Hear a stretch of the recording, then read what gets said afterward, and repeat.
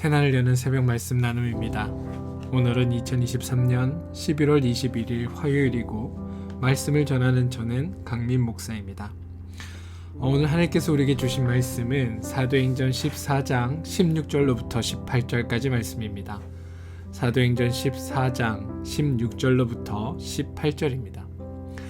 하나님이 지나간 세대에는 모든 민족으로 자기들의 길들을 가게 방임하셨으나 그러나 자기를 증언하지 아니하신 것이 아니니 곧 여러분들에게 하늘로부터 비를 내리시며 결실기를 주시는 선한 일을 하사 음식과 기쁨으로 여러분의 마음에 만족하게 하셨느니라 하고 이렇게 말하여 교육 무리를 말려 자기들에게 제사를 못하게 하니라.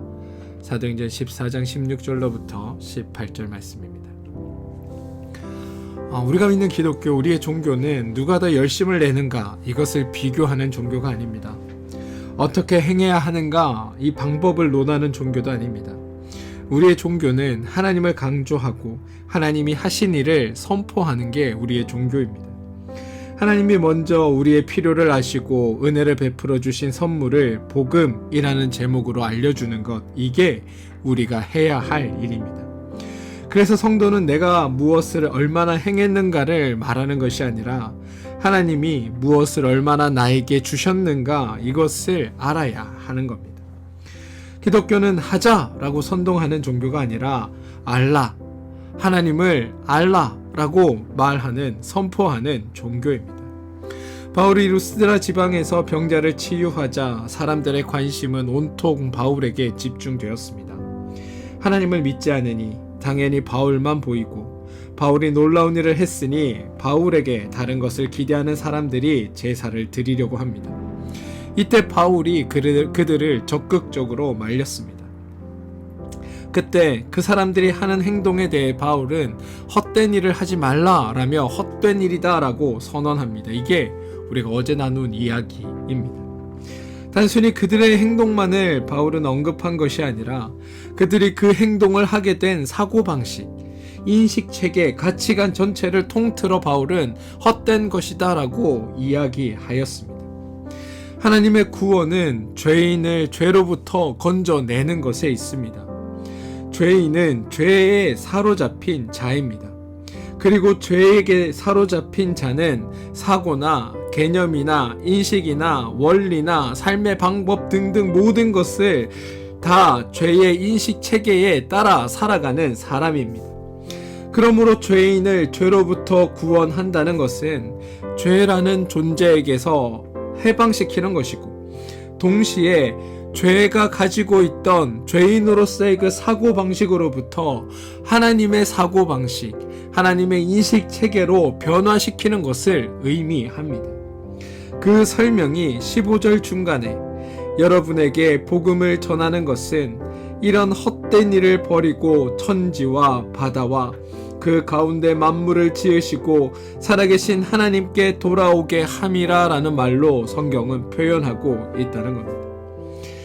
여러분, 우리가 믿는 기독교는 말씀에 근거해서 헛된 일을 버리게 하는 종교이지 하나님께 돌아와 다른 일을 하게 만드는 종교가 아닙니다.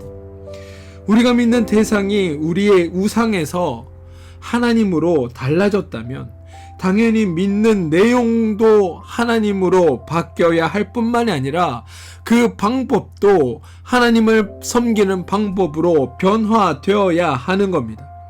따라서 우상과 하나님의 차이만큼이나 믿는 내용과 행하는 방법이 달라져야 하는 것, 그게 하나님을 믿는 우리의 모습이어야 한다는 겁니다.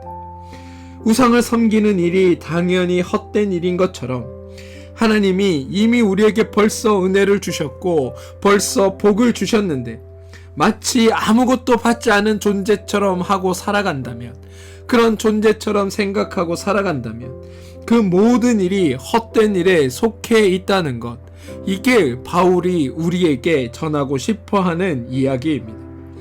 우리가 믿는 종교는 하나님이 하신 일로 말미암아 헛된 일이 아니라 하나님께서 하신 일로 말미암아 받은 복을 누리는 삶, 신나고 즐겁고 자유롭고 행복하게 사는 것이 당연한 종교임을 여러분들 기억해 주시기를 부탁드립니다. 하나님의 일하심을 알지 못하던 죄인들의 사고와 가치와 인식을 변화시켜가는, 다시 말해 하나님의 일하심을 소개하는 것이 오늘 말씀 바로 이 14장 16절 이하에 등장합니다.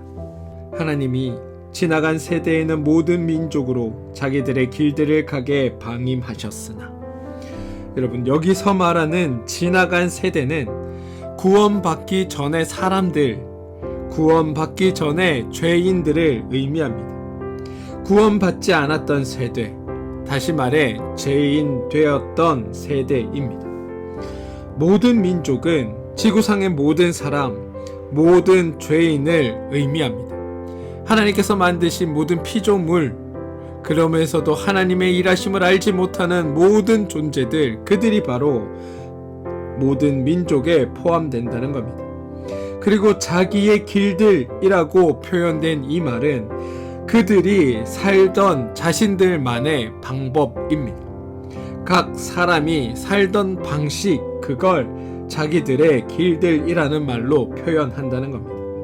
따라서 자기들의 길들이라고 해서 다양한 길과 다양한 방식이 있었다는 의미가 아니라, 겉보기에는 다른 것처럼 보여도 본질적으로는 모든 사람이, 모든 세대가 모두가 죄의 원리로 살았다라는 의미라는 것을 우리는 알 수 있습니다. 우리가 죄인 되었을 때, 진리를 몰랐을 때, 모든 죄인들은 각자 자기가 옳다라고 생각하는 죄의 방식대로, 자기가 주장하는 죄의 원리대로 살았다라고 성경이 말하는 겁니다. 그렇게 죄인들이 죄의 원리대로 행동한 것, 이것에 대해 16절은 이렇게 고백합니다. 하나님이 그들을 방임하셨다. 하나님이 방임하셨다라고 표현하고 있습니다.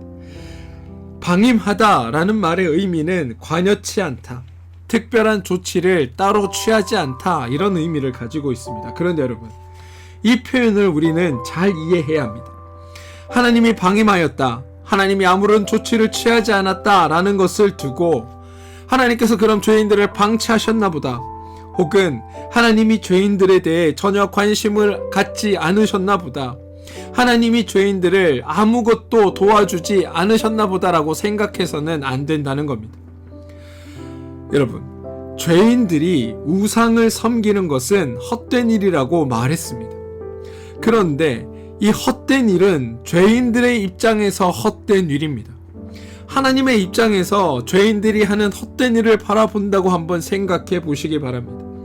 하나님의 입장에서 보면 이들이 하는 헛된 일은 하나님에 대한 모욕입니다.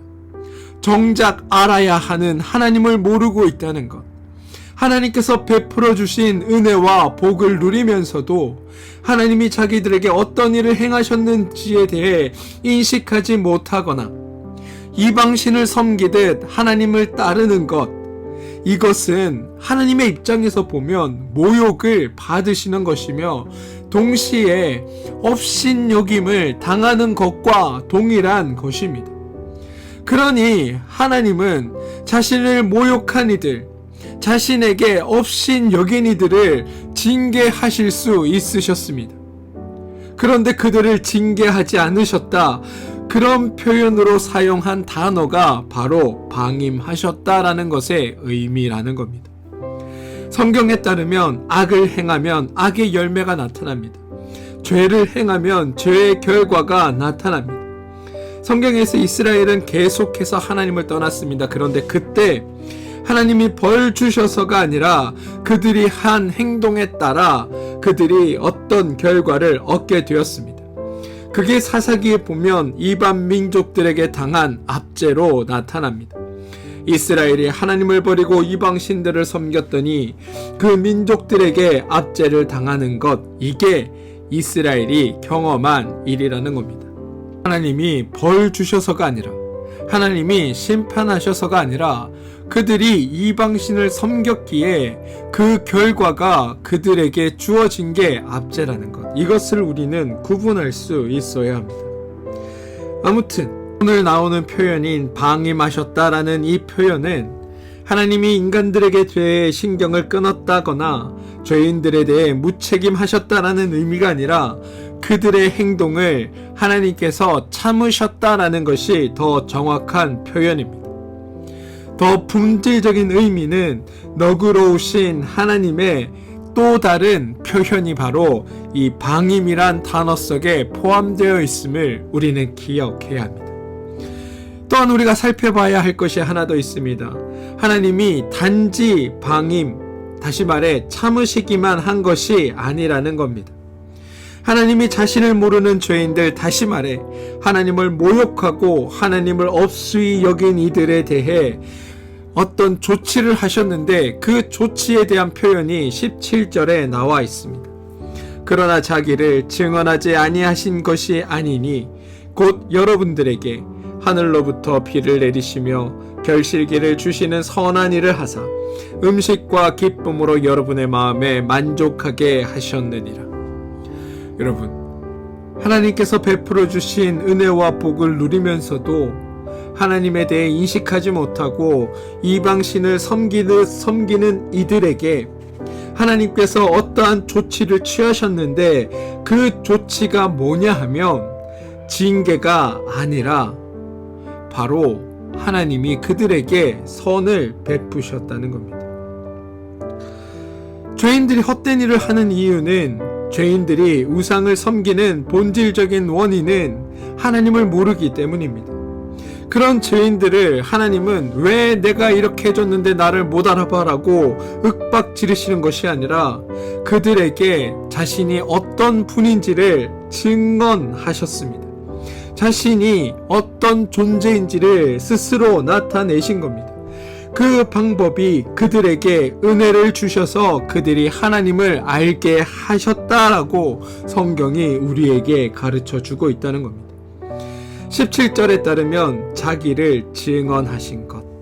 게다가 하나님은 자기를 증언하시는 그 방법이 하나님이 옳으시다는 것을 선언하시거나 내가 참이고 진리라는 것을 설명하는 방식으로 하신 것이 아니라 하나님이 그들에게 직접 어떤 행동을 하심으로 자신이 어떤 분인지를 드러내셨는데 그 행동이 17절에 기록된 대로 따르면 선한 일을 하사라고 되어 있다는 겁니다.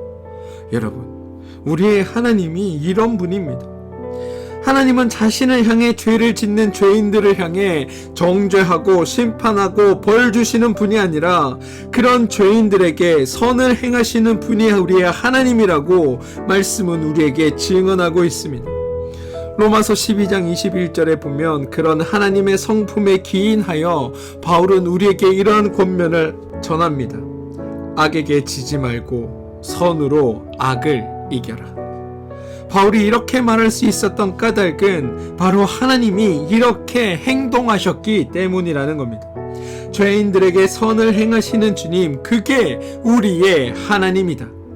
그 베푸신 선을 더 구체적으로 설명한 게 여러분에게 하늘로부터 비를 내리시며 결실기를 주셨다라고 표현하는 겁니다.